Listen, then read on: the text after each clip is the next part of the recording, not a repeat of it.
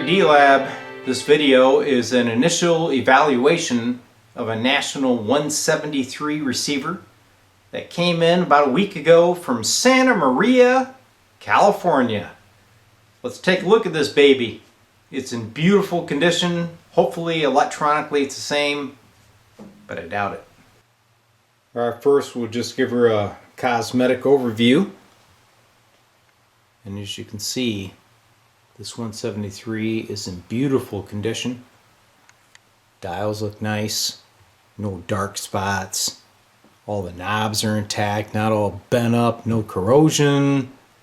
It's got the original speaker with it and original manual, which is kind of a rare find in itself.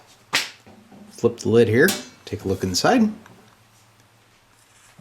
She's a little dusty, but it all looks there and complete. I did notice down here at the base of the power transformer there's a little bit of sweating. Some of that tar is leaking out of it. I hope the transformer is okay.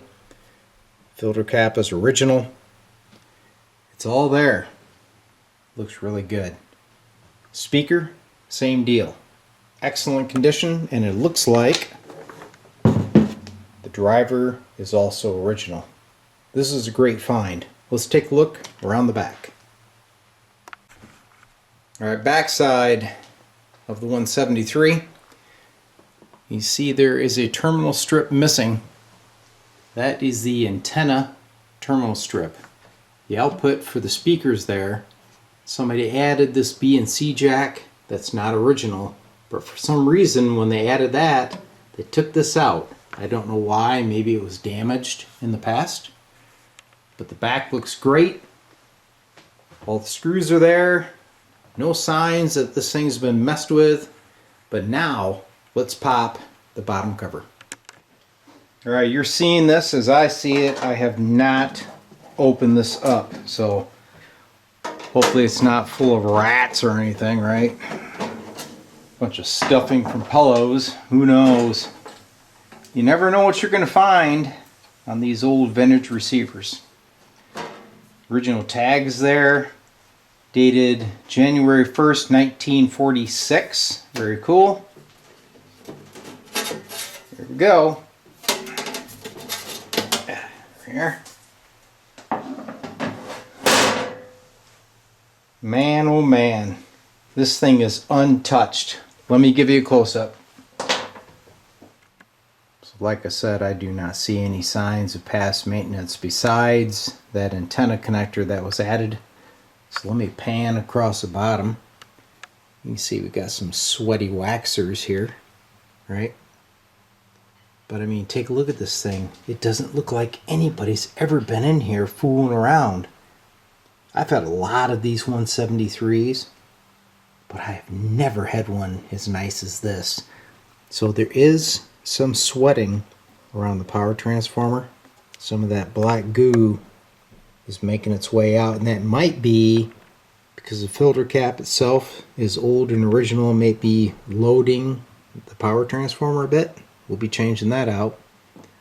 But man, oh man, this thing looks great. Alright, let's go back. We'll flip her top side, and I'm going to bring it up on a variac. Getting close to firing it up, but I have an update for you. I have a filter cap that is a drop-in replacement for that original, and I found one of the original antenna jacks in my junk box for this receiver. So I'll be able to replace that missing terminal board on the back and get this thing back to stock. But first, let's see what happens on the variac. Alright, here we go. One thing I noticed is the main tuning dial is not working. It's disengaged, but the band spread is working. So let's take a look inside real quick and see if we can spot why this isn't tuning. I hope that the edge of the tuning dial isn't broken. I've seen that in the past. Then we'll go back to the variac. Alright, I don't know if you can see it, but down there is a little pulley that engages with the edge of the dial.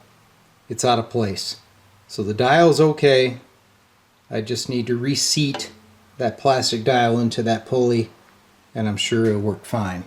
Here we go. I'm going to kill the lights. Bring it up slow on my variac. Already see some dial lights in here. It's a good sign.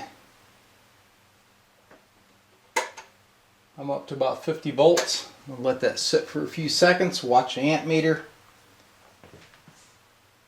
So far so good. RF gain's all the way up. AF gain is about midway. We're on 40 meter band. Bring her up a little more. Drawing about quarter amp right now.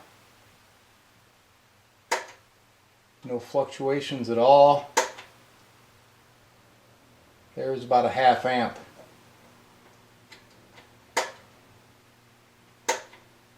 I'm about 95 to 100 volts input right now. Let's see if we're getting anything out of it. Oh yeah.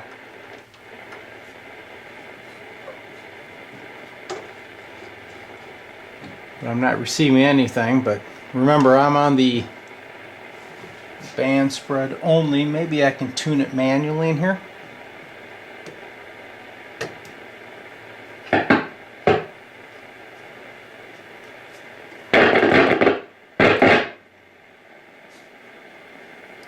Not getting anything out of her, but at least it's powering. We know that the filament circuit is good, high voltage is good, transformer is cool as a cucumber. Alright, I was able to get the dial back into the little compression pulley, so now the main tuning is working, but before I reapply power, I'm going to change out that filter cap. Alright, so the best way to get access to that filter cap is to remove the back panel. But look at there, surprise, surprise. A lot more leakage out of that power transformer. But I think it's okay. So first thing I want to do is dust this out. Clean off that tar.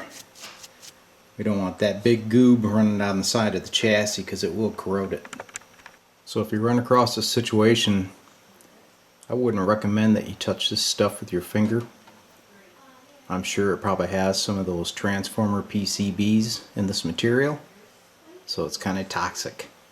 Alright, I've got the new filter cap installed, and I've also replaced the missing antenna jack. Now we're going to vacuum and dust this thing out. I'll check the tubes, and we'll see if now we can get something to come out of that speaker besides static. I also noticed that there's some slop in the antenna trimmer knob. I thought, what the heck's going on? Well, if you look inside, look right down there, you can see the nut. She's going up and down. So unfortunately, to fix that, I'm going to have to pull the face. This is the initial test of the NC-173. No maintenance has been performed besides the filter cap and the antenna input jack that you saw earlier. So I'm just going to go through each band and see how well it's performing, and then later on we'll change the caps and resistors and see how much better it does. So I'm on the broadcast band.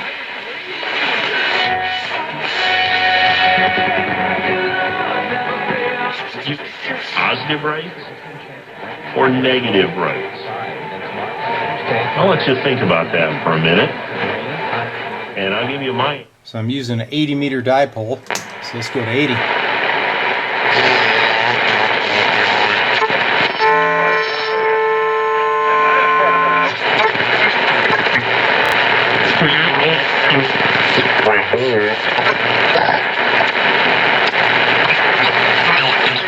So I don't hear any AMers, but I sure hear a lot of sidebands, so let's see if we can tune in one of those guys.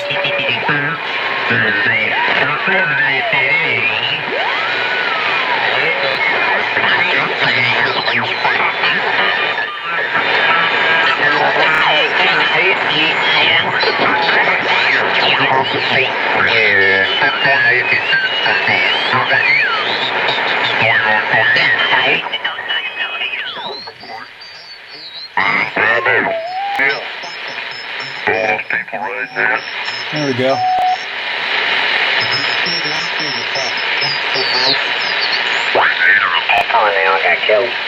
That's him dead, yeah. Oh, I'm dead.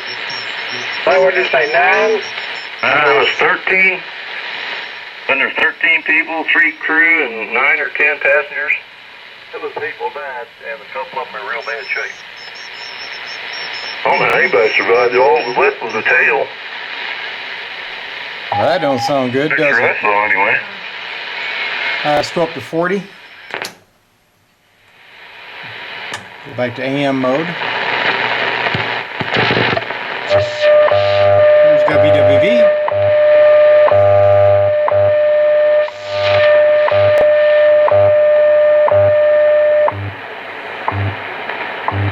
Sounds pretty good. Alright, let's go a little further down. See if we got any ham band activity on 40. Concordances. You'll notice that the word will and willfully and willing. A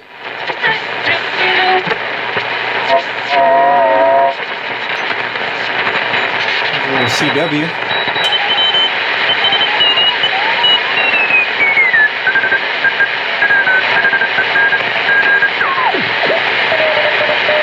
Let's try selectivity.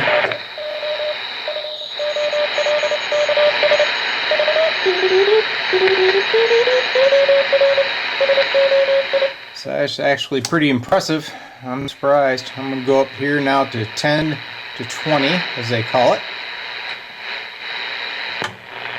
Go back to AM mode.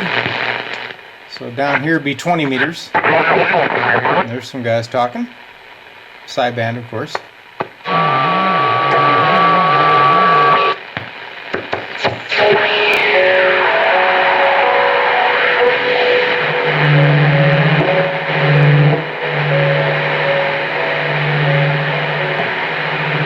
A lot of strange stuff down there. Let's go up here to, say, 27 megahertz, huh? That'd be kind of fun.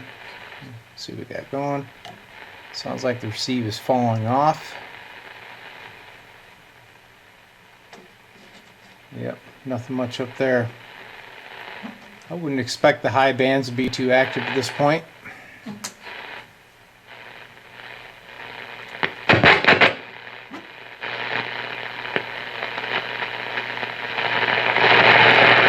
If I can get WWV up here. Nope. But there is that sideband on 20. Barely. Right there.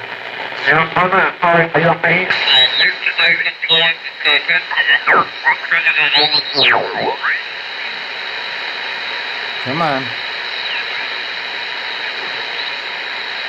Of course.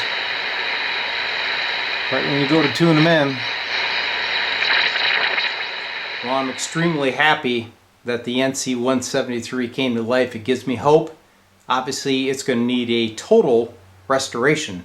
But when I was growing up, my dad ran one of these things when he was on CB back in the 70s. And I just remember the glorious sound of that National 173 and the glow of the dials. So I had to do it again. Here it is. So I'm going to rebuild it, and you'll be able to see the progress of the National 173, and eventually I'll put it on the air. Hope you enjoyed the video.